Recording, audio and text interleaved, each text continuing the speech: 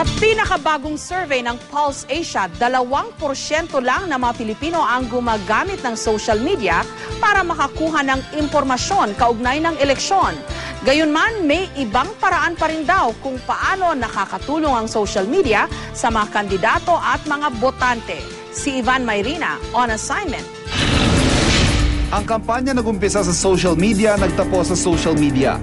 Senyales ang isa na namang matagumpay na kampanya para kay US President Barack Obama at ng kanyang social media team. They hired not just typical campaign strategists, but they hired the kind of people that you'd see working in Silicon Valley, computer scientists, people that would collect and mine this data and then analyze it.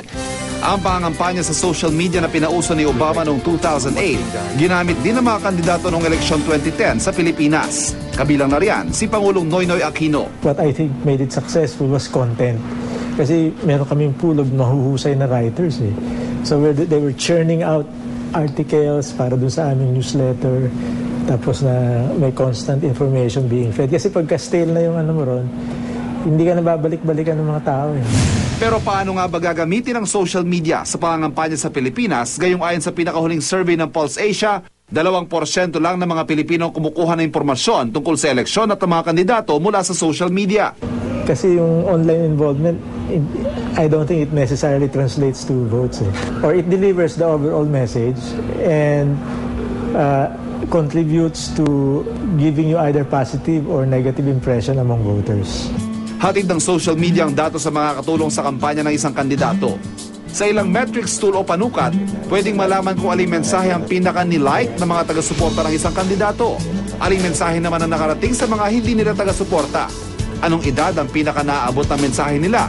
At dahil mayaman sa impormasyon ng ating mga profile page, pati kasarian, profesyon, interes o minsay political views ng mga taong may positibong reaksyon sa kampanya, kayang matukoy.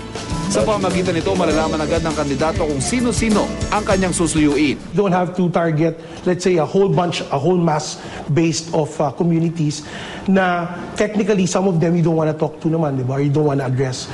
You get to target the ones that really matter most to you, no? At kapag nahanap na nila mga taong ito, mas magiging epektibo raw ang pagpapakalat ng mensahe.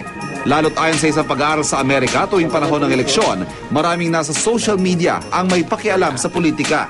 Halos 4 sa 10 ang ginagamit ang Facebook o Twitter sa pag-like o pag-promote ng political materials. At 3 sa 10 naman ang magre-repost ng tungkol sa politika.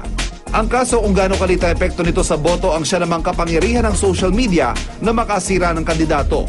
Lalo't napakadaling magpakalat ng black propaganda sa social networking sites.